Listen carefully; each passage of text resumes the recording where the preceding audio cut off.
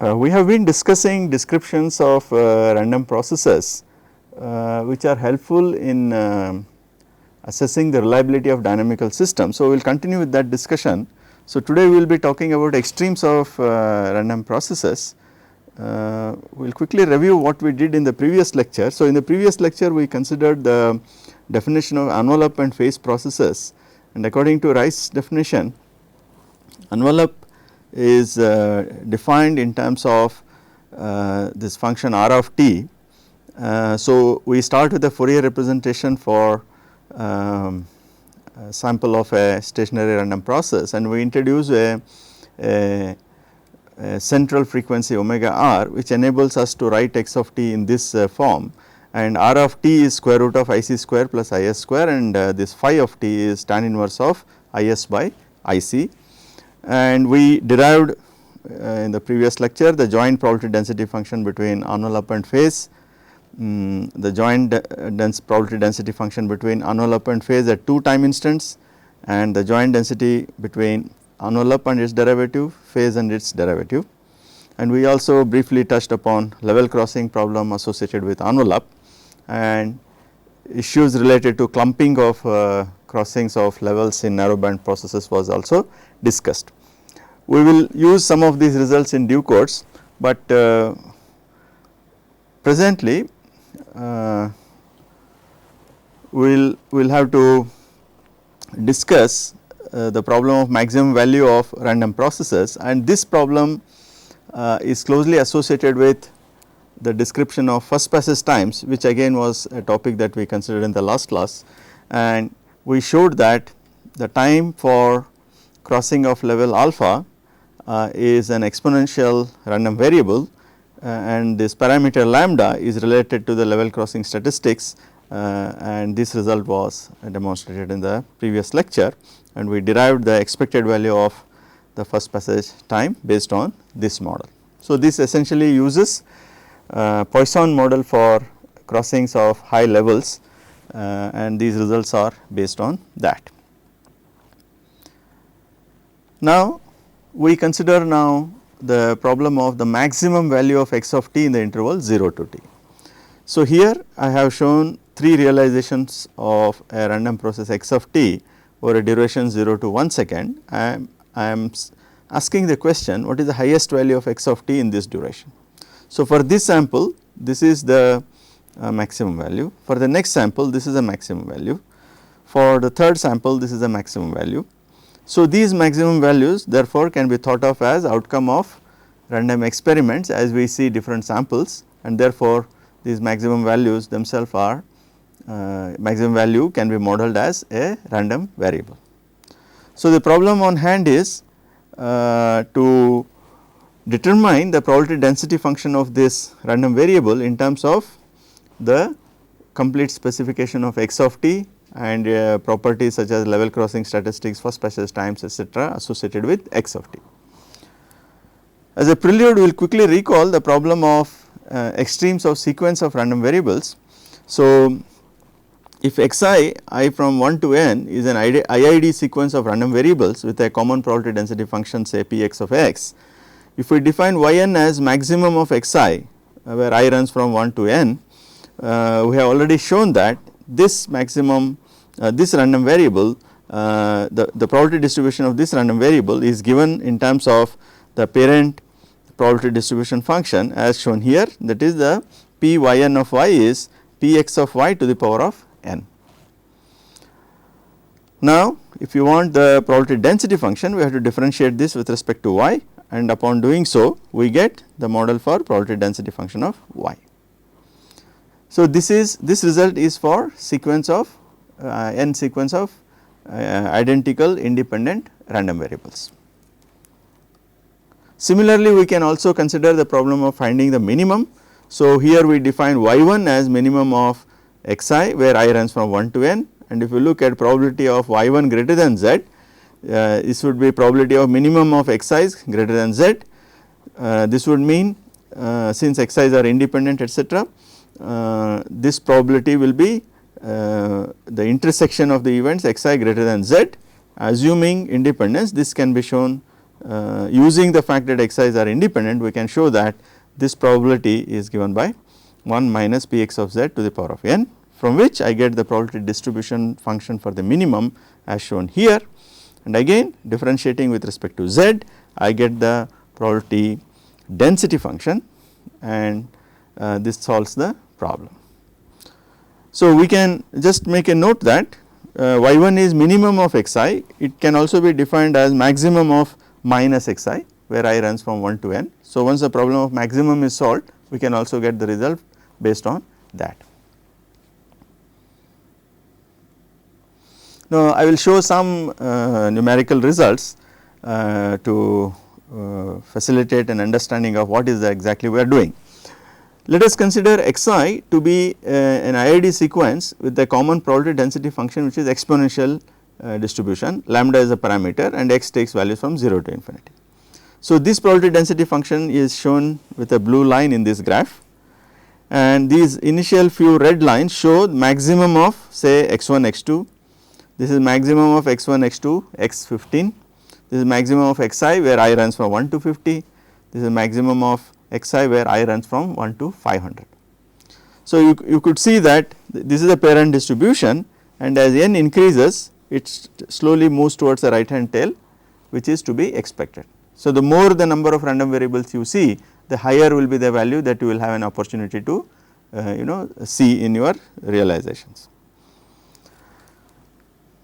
Now, this was probability density function, the same result can be shown for probability distribution function.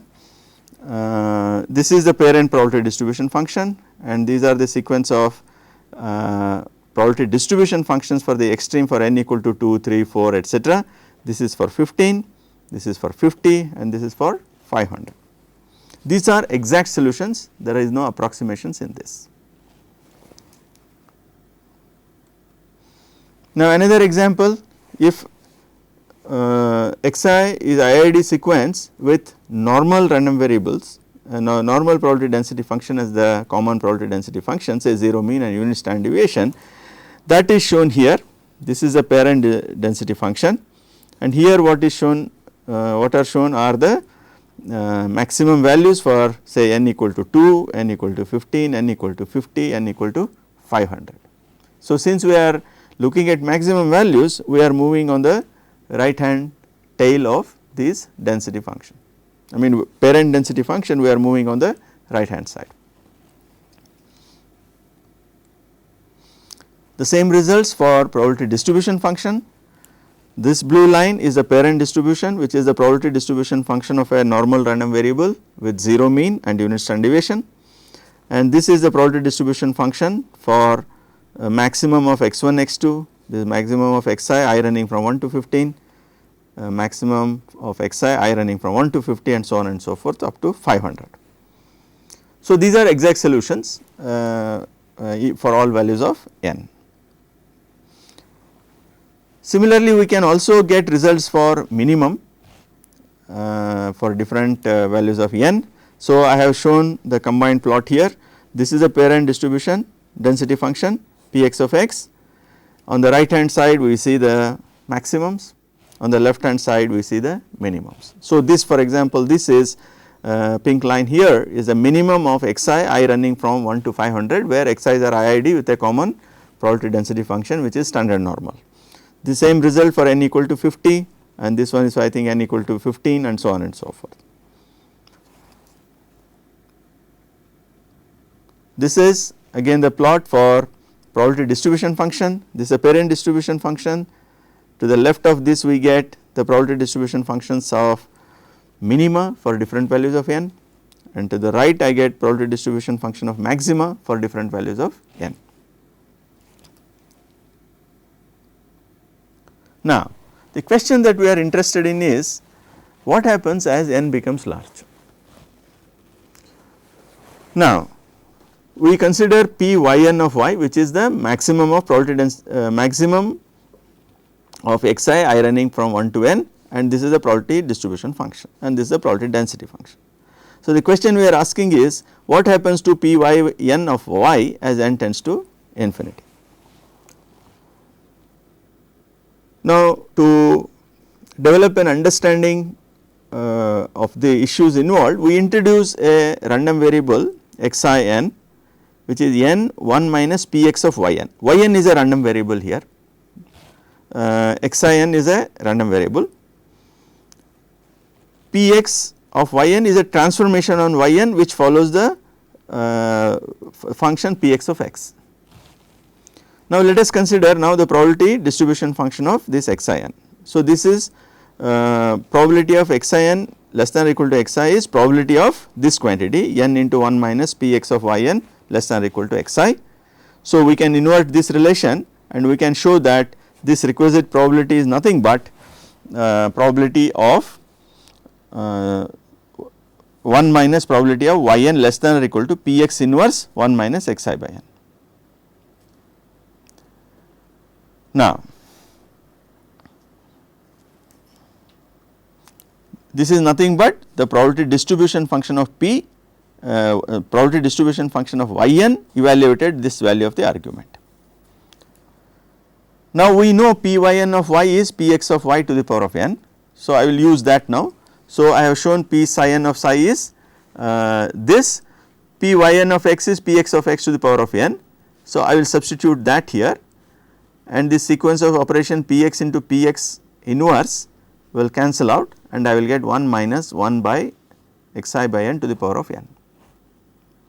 Now let us consider this quantity 1 minus xi by n to the power of n and call it as theta. You take logarithm on both sides, you get log theta is equal to n log 1 minus xi by n. This is nothing but log of 1 minus xi by n divided by 1 by n.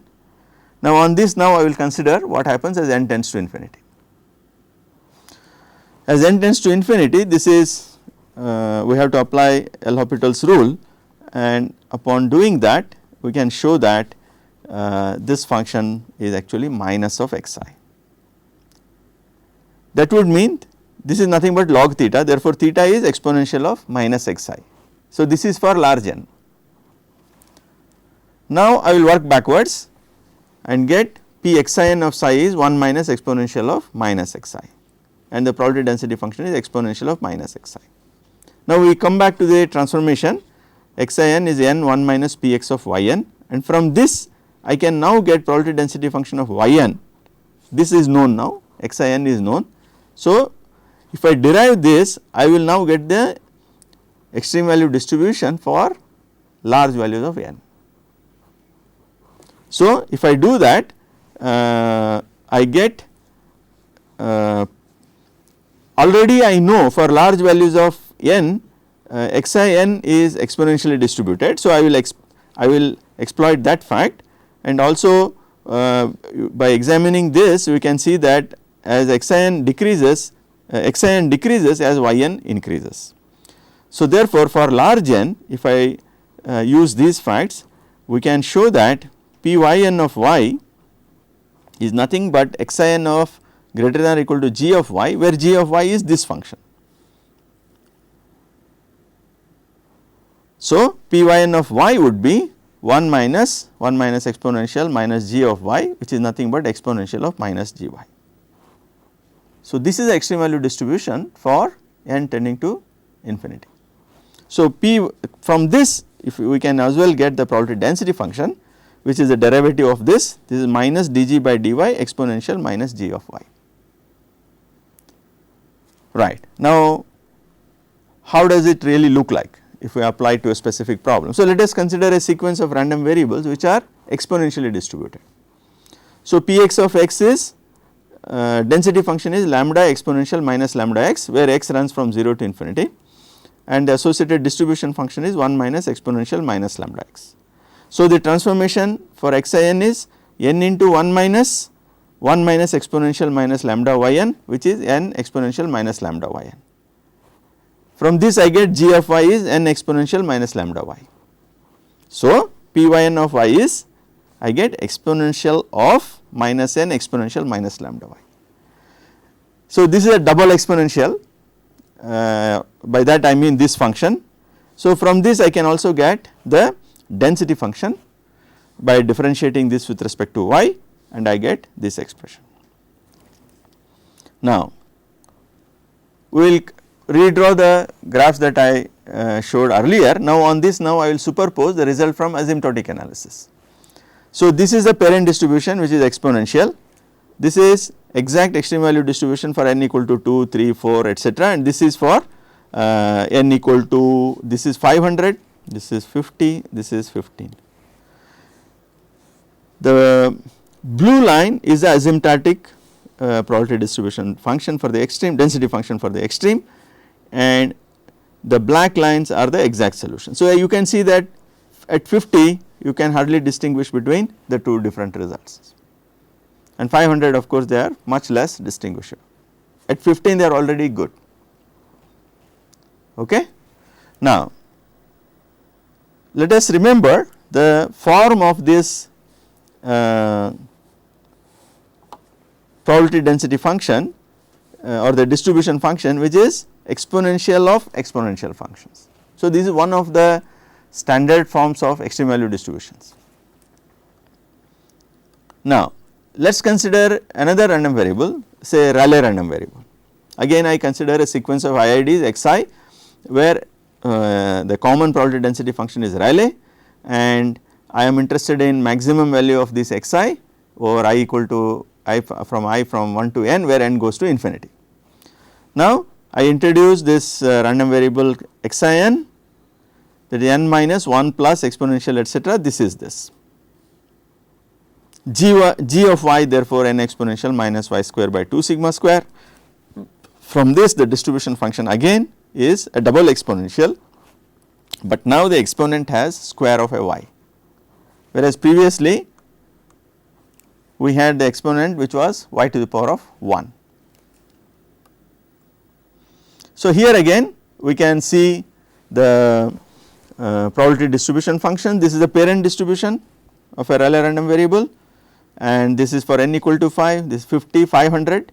So black line is the asymptotic, red is the exact solution. So for n equal to 5 they tend to agree on the right hand side, right tail, but the lower tail there are differences, but as n becomes 50 and 500 the two result, namely the asymptotic result and the exact result, are hardly distinguishable. Now the two examples that I considered, now this is Rayleigh, the tail goes all the way up to the infinity. Similarly exponential, the tail goes all the way up to the infinity. So we are interested, the tail region of interest is on the right side because we are looking at maximum values. Now let us consider one random variable where the tail stops at on the right hand side. So a good example for that is a uniform distribution between 0 and 1. So the probability distribution function is a linear function between 0 and 1, and it is 1 for x greater than 1, and based on this I get g of y as this for y between 0 to 1, and later on it is 0. So here I get the extreme value distribution is an exponent of y.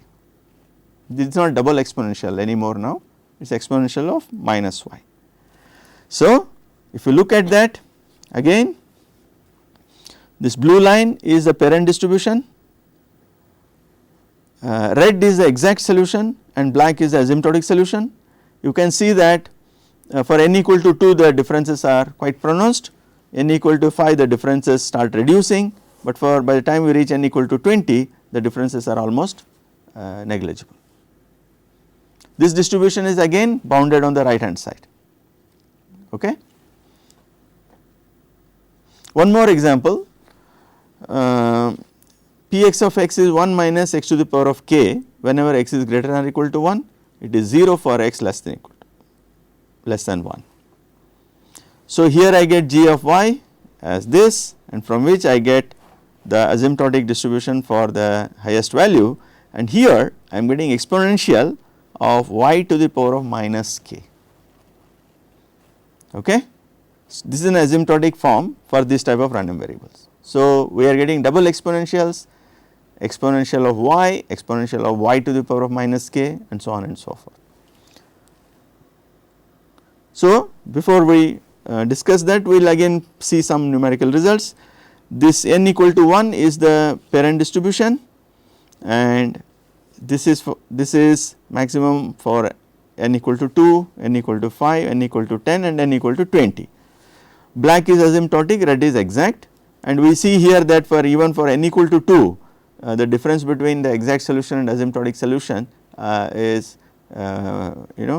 much smaller, and for n equal to 5 and n equal to 20 they are almost indistinguishable. Here the tail goes all the way up to infinity again. So, in summary of the 4 examples that we considered, first we started with an exponential, the tail goes all the way up to the infinity, and here I get a double exponential and the exponent is y. Rayleigh, tail goes all the way up to the infinity, and here again we get double exponential, but the exponent is y square. Uniform distribution, we get exponential of minus y or plus y, and this particular distribution we had exponential of y to the power of minus k. So, we get basically double exponential forms and single exponential forms for the extremes. Now,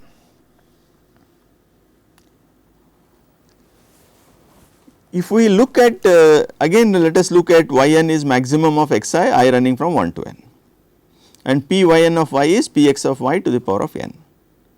Now, if you look point wise, if px of y is less than 1, as you raise its power to n, as n tends to infinity, that number should go to 0. Say for example, if it is 0.5, 0.5 square, 0.5 cube, 0.5 to the power of 10, 0.5 to the power of 100, so their value goes to 0. If it is 1, then px of y to the power of n stays at 1. So, we seem to get that the limiting distribution takes values only 0 and 1, or in other words it degenerates.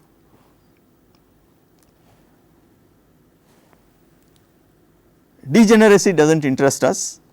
We want to know is there any way of is it the only way that extremes behave, or are there any other possibilities. To explore that, what we do is we consider a transformation on yn and we look at yn minus bn by an. So, we shift it and scale it and look at the behavior of this random variable as n tends to infinity. If that we are looking at px of anx plus bn to the power of n. So, as n tends to infinity,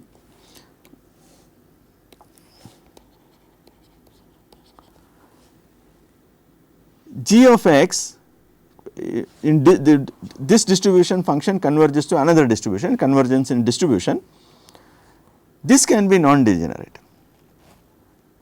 If such non-degenerate g of x are possible,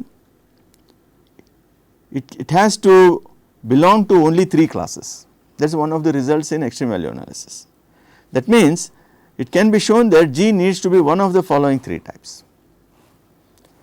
These are Frechet, Weibull and Gumbel distribution functions. So, as n tends to infinity, this function will become this form, we say then it is Frechet. Here you are seeing y to the power of minus k, that we were showing. I was illustrating with specific example.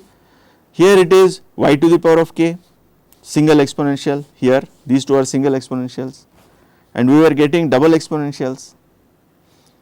This is known as Gumbel. Now, we will make some remarks.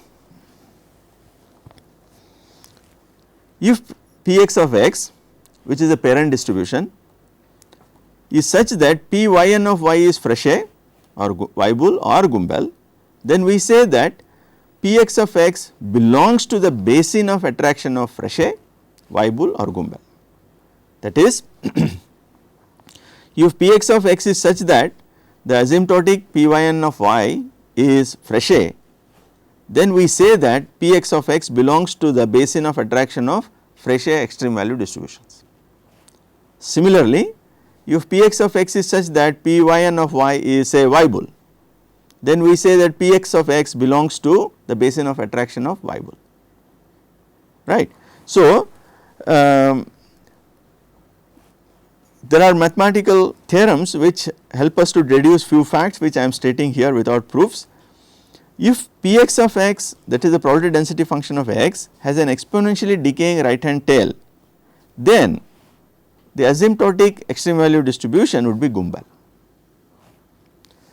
If Px of x has a right hand tail that decays as a polynomial, then Pyn of y would be Frechet, that means the asymptotic extreme value distribution would be Frechet. If Px of x has a finite upper bound, as in case of uniform distribution as we saw just now, then Pyn of y would be Weibel.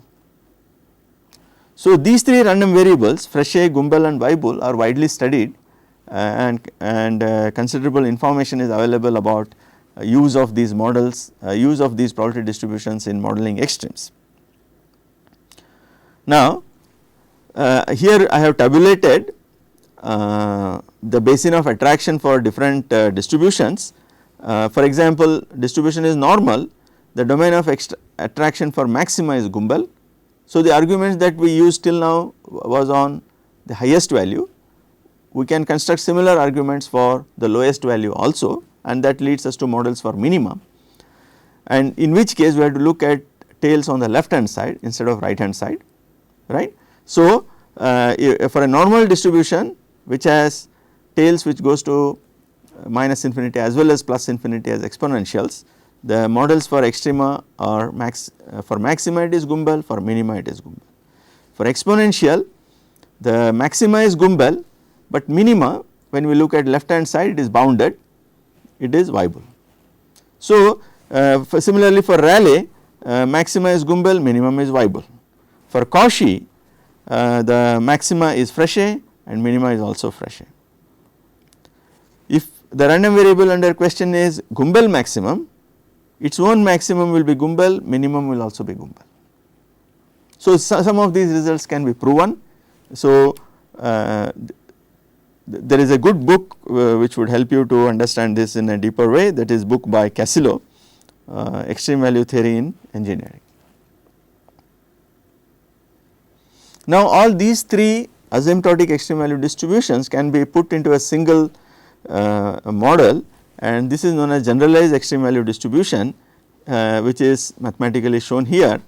The distribution function Pxm of x exponential of this 1 plus xi x minus mu by sigma to the power of 1 by xi etc., where this x takes value such that 1 plus xi into x minus mu by sigma is greater than 0. So, there are three parameters here, epsilon, mu and sigma.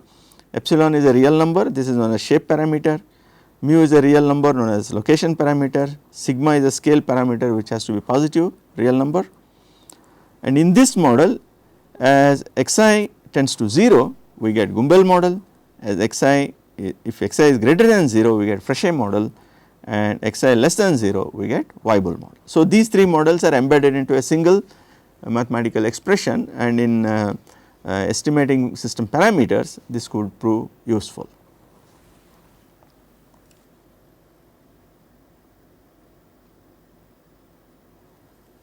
Now, we saw that this double exponential PDF models occur in finding maxima of random variables whose tails decay exponentially on the right hand side. We can recall something that we discussed in one of the lectures when we were discussing Poisson models. We again encountered double exponential models. So, I am quickly recalling the context here. So, let us consider a random phenomena E which occurs as a Poisson process with constant arrival rate nu. This could be occurrence of earthquake in a given location whose magnitude is say greater than 5, or wind with a velocity greater than a specified velocity, etc. Now, let T1, T2, Tk be the times at which the event E occurs, and let Zi be the random variable representing the intensity measure of E occurring at the time instant Ti. It could be, as I said, Zi could be the magnitude of an earthquake. One earthquake occurs at T1, another at T2, the magnitude could be 4, 4.5 and so on and so forth. So, Zi is a random variable. Now, let us assume that Zi is an IID sequence with a common probability distribution function Pz of Z. We are interested in Z max of T, which is a maximum value of Zi observed over the time interval 0 to T. Okay. So, how do we get properties of this Z max? So, what is probability of Z max less than or equal to Z conditioned on the fact that n of t is k? N of t is a Poisson process. If it is conditioned n of t equal to k, then it is Pz of z to the power of k. So, the unconditional probability distribution function we have to sum over the probability density distribution of Poisson model, Poisson PDF, that would lead to this expression, which is k from 0 to infinity, this conditional probability into probability of n of t equal to k. This is known to be nu t to the power of k by k factorial exponential minus nu t. This is Pz of z to the power of k. So, I get now here exponential of minus nu t 1 minus Pz of z.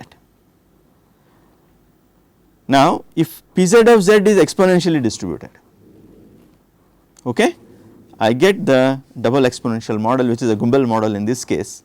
This is a PDF of a Gumbel random variable. The above model has been used to model the maximum earthquake ground acceleration in the time interval 0 to t.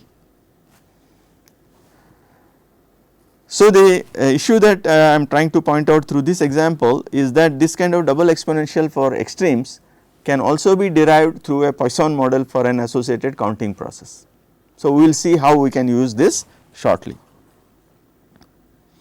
Now, we will now return to the problem that we were stating at the outset. What is the maximum value of x of t in the interval 0 to capital T? So, again I showed 3 realization, and these 3 are realizations of the extremes. So, extreme is a random variable. So, we define xm as maximum of 0, maximum over the interval 0 to t of x of t.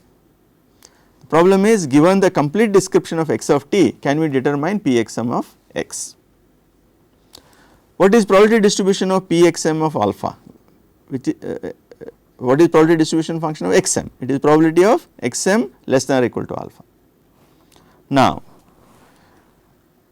this probability is intimately related with first passage time, that is the time taken by x of t to cross level for the first time.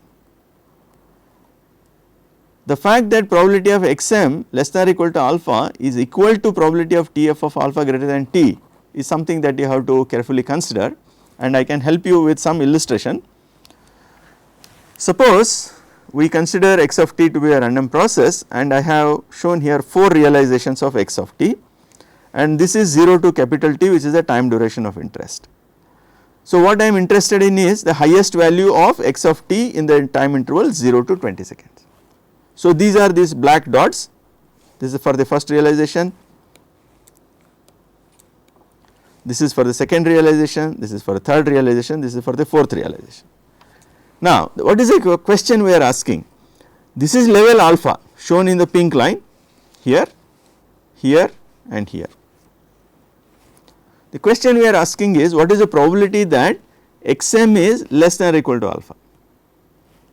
So, for this realization, is xm less than or equal to alpha? No. For this realization, yes. For this realization, yes. For this realization, no. Now, when we got a no, we can also see that what is the first passage time? Is the first passage time less than capital T? Yes. No, the first passage has not occurred between 0 and t, therefore, it is bound to happen later. Here again answer is no, here answer is yes. So, we go back to the statement that the event xm less than or equal to alpha is same as the event tf of alpha greater than or equal to t.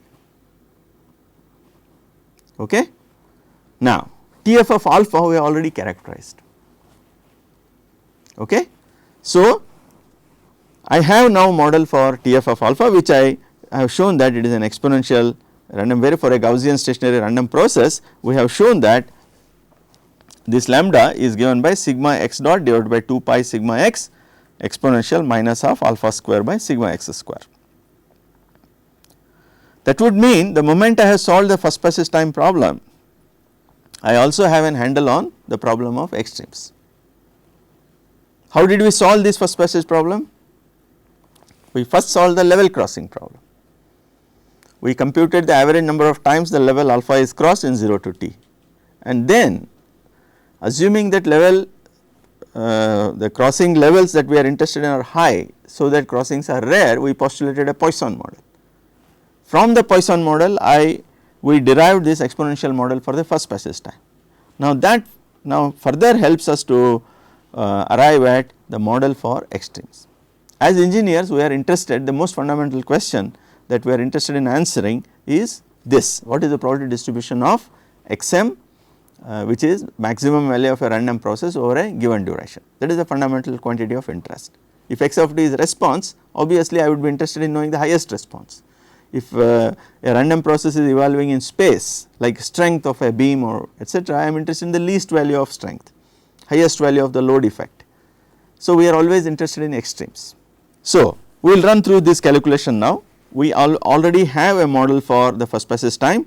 Now let us put that into our model for extremes, and Pxm of alpha is 1 minus Tf of alpha less than or equal to t, and based on that I get the model for probability distribution of the extreme, which is a double exponential function in this problem. For a Gaussian random process I am getting a double exponential. So you differentiate this with respect to alpha, I get the probability density function, and here alpha takes values from minus infinity to plus infinity. Okay. Now this is not a Gumbel model per se. Gumbel model has alpha, it is a double exponential model, all right, but in the inner exponential we do not have nonlinear function of alpha, but a linear function of alpha. Now we will simplify this expression a bit and see if we can get the Gumbel model under what conditions it is possible. So this is the model for the probability distribution function of the extremes, and in this I denote sigma x dot by 2 pi sigma x, which is this is nothing but the average rate of 0 crossings with positive slope. So I give this notation nx plus 0 for this quantity, and this quantity alpha by sigma x, which is non-dimensional, I give a notation zeta. So in this notation I can write Pxm of alpha as exponential of minus nx plus 0 into capital T exponential zeta square by 2. Now I will make a substitute, I will introduce a new variable nu defined as exponential of minus nu is this exponent. So you take logarithms and rearrange the terms and get zeta in terms of nu, and we get this expression. Now here if capital T is assumed to be large, we can do a Taylor's expansion and retain only first two terms, and we can show that this is approximately equal to this. I do not want nonlinear terms in nu, so I retain this, and this is possible if nu is less than equal to this, which is likely to be true for large values of time. That means we are interested in maximum over a reasonably long duration of response.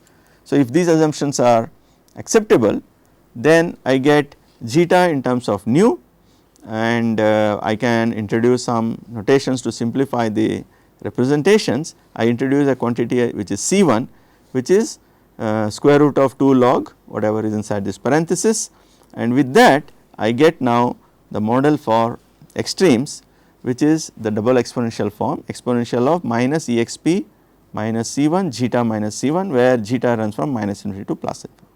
This is the form of the Gumbel probability distribution function. We can derive its mean, we can derive its variance. If this assumption is not acceptable, that means you do not want to make this assumption that nu is less than or equal to this, we already have the exact solution which does not make any of those assumptions, but this is not in the standard Gumbel form. So that would mean based on the level crossing statistics, the model for extremes under certain simplifying assumptions become Gumbel. The result from level crossing result itself does not directly lead to the Gumbel model. We need to invoke as an additional assumption to get the Gumbel model. Again I have illustrated this basic result in terms of a graph here, where the red line is a parent probability distribution function, which is the normal probability distribution function, and this is the Gumbel model for capital T equal to 1 second, 2 second, 5 second, 50 seconds. So, you can see that maximum value is shifting towards the right, and zeta is already normalized with respect to standard deviation. So, if you are looking at maximum over 50 seconds, you are looking in regions where you know you are looking at states which are 4 to 5 times the standard deviations. Okay, it is something like maybe 3.5 sigma to nearly 6 sigma. In that region, how the extremes are distributed. So, these are large effects that we are interested in. Then this is the density function. So, one could make a similar analysis for minima, which is not displayed here, and the probability distribution function for minima would appear to the left on the left tail, and it will be quite similar to this for this example. Now, there is an alternate derivation possible here. We have derived the probability density function of peaks in this form where epsilon was a bandwidth parameter, and from this I can also derive the probability distribution function, and this is a probability distribution of peaks. So, if I assume that there are n t number of peaks in the interval 0 to capital T, then xm, which is maximum of x of t over 0 to t, itself can be viewed as maximum of all peaks in 0 to t. So, if peaks are taken to be IID sequence of random variables, then I can use results from maximum of IID sequences and get the model for xm. So, xm would be xm of alpha, which is pp of alpha to the power of nt. Okay. So, this is another route to derive the extreme value distribution, and for large nt we can use asymptotic results which I derived introducing the capital Xn, make the transformation and you will get that, and define g of y etc., you will get that. And on that asymptotic result, if you linearize the exponent term, you can show that the result from this analysis will exactly match with the Gumbel model that we have obtained here, and that I will leave it as an exercise, and we will see how later in a problem solving session we can see if we can get into some of those details. So, this is an alternate route for deriving extremes by solving problem of peaks, but solution of probability distribution of peaks itself is again obtained based on level crossing problem. So, the level crossing problem seems to be the fundamental problem which leads to all these important solutions. So, what happens if x of t is non-stationary? No serious conceptual difficulty here if we recall that the average rate of crossing of level alpha for a non-stationary Gaussian random process with 0 mean, we have already derived this.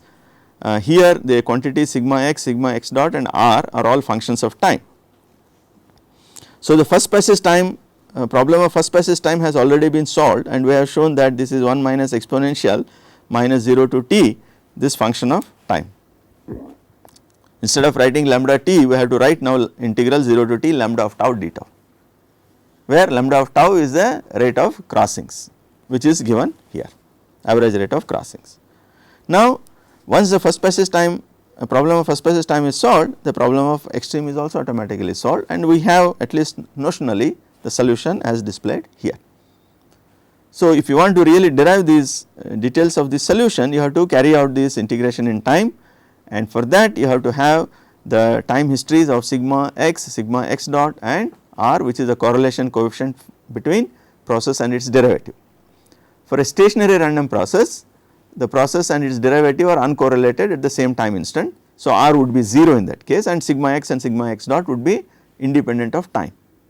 But if process is non-stationary, not only sigma x and sigma x dot would be functions of time, but the correlation between process and its derivative at the same time instant would not be 0, and that you have to model. So, this for example, if x of t is a response of a say single degree freedom system to a random excitation through a standard random vibration analysis, we can get the time history of sigma x dot and r, and we can substitute into this, and from based on that we can get the results on extreme value distributions also. Now, where do we apply this theory of extreme value analysis? I will be discussing three major applications. First would be in the area of earthquake engineering, where we will see what is the relationship between random vibration analysis and analysis based on response spectrum. Response spectrum based methods are widely used in earthquake engineering. They are essentially deterministic methods, but if we model the earthquake ground acceleration as random processes,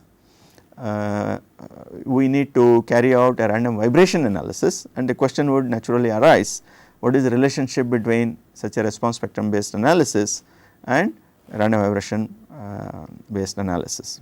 There will be two questions that I will be interested in. One is, what is the relationship between response spectrum of ground acceleration and its power spectral density function? That will be the one of the questions that we will answer. The second question is, the response spectrum based method when applied to multi-degree freedom systems, if you recall, is based on modal combinations. The concept of response spectrum is essentially with respect to single degree freedom systems. So, when we apply to multi-degree freedom systems, the normal we have to formulate the problem in the natural coordinates, and we get a set of uncoupled generalized coordinates, and they need to be interpreted as a single degree freedom systems. So, that on each of those modes we can use response spectrum based methods, but to get the response in the physical coordinate we need to sum it up in some manner, and there I will show that the rules of modal combination like SRSS, CQC etc., we will come to that, are essentially based on random vibration principles. The next application I would be discussing would be in the area of wind engineering, what is known as gust factor approach. So, we will model wind as a Gaussian random process and use extreme value theory of random processes and see how we can develop methods for analyzing response of structures subjected to wind load. The last application would be in the area of modeling accumulation of fatigue damage in randomly vibrating systems. So, due to continuous reversal of stresses, the strength of the structure deteriorates, and that is known as fatigue, and if the vibration that is causing the cyclic reversal of stresses is essentially random in nature, then we need to develop stochastic models for rate at which fatigue damage accumulates, and even in that we will see that the theory based on extreme value analysis and level crossing and peaks etc., would be of significant use. So, these applications I will take up in due course, but in the next part of our lectures I will be considering a new topic, what is known as Markov vector approach in random vibrations. This is an alternative approach to analyze random vibrations. It does not depend on Duhamel's integral and calculation of moments etc. The essence of this method is that just by applying Newton's laws and D'Alembert's principle, we get equations of motion for evolution of displacement, velocity etc. We can also derive an equation of motion like equation for the evolution of the probability density function. X of t is the response process say of a single degree freedom system, then P x of t is its first order probability density function. So, can we derive the equation of motion which governs P x of t? So, this provides a newer perspective, and the basis for that is lies in what is known as Markov property of the response process. So, here this method is applicable when response vectors satisfy Markovian property. I have briefly touched upon what is Markovian property when we discussed random processes. We will return to that in greater detail now. The merit of this approach is that the Markov vector approach is a source of exact solutions for a class of nonlinear random vibration problems. So, the structure being linear or nonlinear is not so crucial in this approach, but certain class of nonlinear problems you can solve the governing equations exactly. So, this is a very valuable information that we get through this approach. Even for problems where exact solutions are not possible, within the framework of this Markov vector approach we can develop newer strategies to develop approximate solutions. So, this is broadly the scope of Markov vector approach in random vibrations. So, during next couple of lectures we will develop the essence of this approach. To do that, we should start with defining what exactly is a Markov property. As I mentioned already, we have briefly touched upon this issue earlier. So, I will quickly recall now. So, let x of t be a scalar random process with continuous state and continuous parameter, and that parameter let it be time t. If I now select n time instance t1, t2, tn, this choice would result in definition of n random variables, namely x of t1, x of t2 and x of tn. These n random variables are completely specified in terms of nth order joint probability density function. Now, if we now consider the probability of x of tn less than or equal to xn, xn minus 1, xn minus 2, x of tn less than or equal to xn conditioned on x of tn minus 1 being less than xn minus 1, x of tn minus 2 less than xn minus 2, etc. If this conditional probability density function is this, that means you may have information on the state of the system at Tn minus 1, Tn minus 2 and up to T1, but the condition, this conditional probability density function depends only on x of Tn minus 1 less than or equal to xn minus 1. That means dependence of, if you assume that Tn minus 1 is the present, Tn is the future and Tn minus 2, Tn minus 3 up to T1 are the past, then dependence of future on past is only through the present. What happens tomorrow depends on what is happening now today and not what happened, how today was reached. That means there is a one step memory. Such processes are said to have they are known as Markov process. This is a Markov property. It is a property of conditional distribution function. When I say a process is a normal random process, I refer to its probability distribution function, but when I say a process is Markov, I am talking about its memory. It has one step memory. So, there is nothing like a Markov probability distribution function that I am referring to here. Okay. That would mean if you consider the the conditional probability distribution function of xn at Tn conditioned on xn minus 1, Tn minus 1, xn minus 2, Tn minus 2, etc. x1 T1, this is equal to Px of xn comma Tn conditioned on xn minus 1, Tn minus 1. Similarly, associated probability density function also has this property. Then we say that x of t has Markov property. So, how do we describe a Markov process? Is there any simplification possible, or are we still stuck with nth order probability density function? Okay. The first order probability distribution function is density function is P of x1 comma T1. The second order probability density function can be written as P of x2 comma T2 conditioned on x1 comma T1 into probability of x1, probability density of x1 comma T1. The third order density function can be written as P of x3 comma T3 conditioned on x2 T2 x1 T1 into PDF of x2 T2 condition on x1 T1 into Px1 T1. Now, you look at the first conditional probability density function. If x of t is Markov, this dependence would go away, and I will write this as P of x3 T3 condition on x2 T2. Since x of t is Markov, this x1 t, the knowledge of x of t at T1 is not helpful in writing this density function. So, I get P of x2 comma T2 x1 T1 P of x1 T1. Now, if you similarly extend this argument and consider nth order joint probability density function, we will see that what we need is this conditional probability density function x nu comma t nu conditioned on x nu minus 1 t nu minus 1 into P of x1 T1. This function is known as transitional probability density function. So, for a we give a special name to this, it is called TPDF, transitional probability density function. So, for x of t, if you know P of x1 comma T1 and this transitional probability density function for nu 2, 3, etc., then x of t is completely specified, because based on the knowledge of these two quantities for all these news, I can go back and use this expression and get the required nth order probability density function. So, x of t gets completely specified.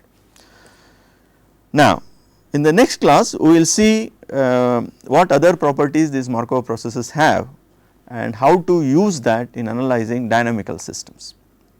So, that is what will come up in the next lecture, but we will close this lecture at this point.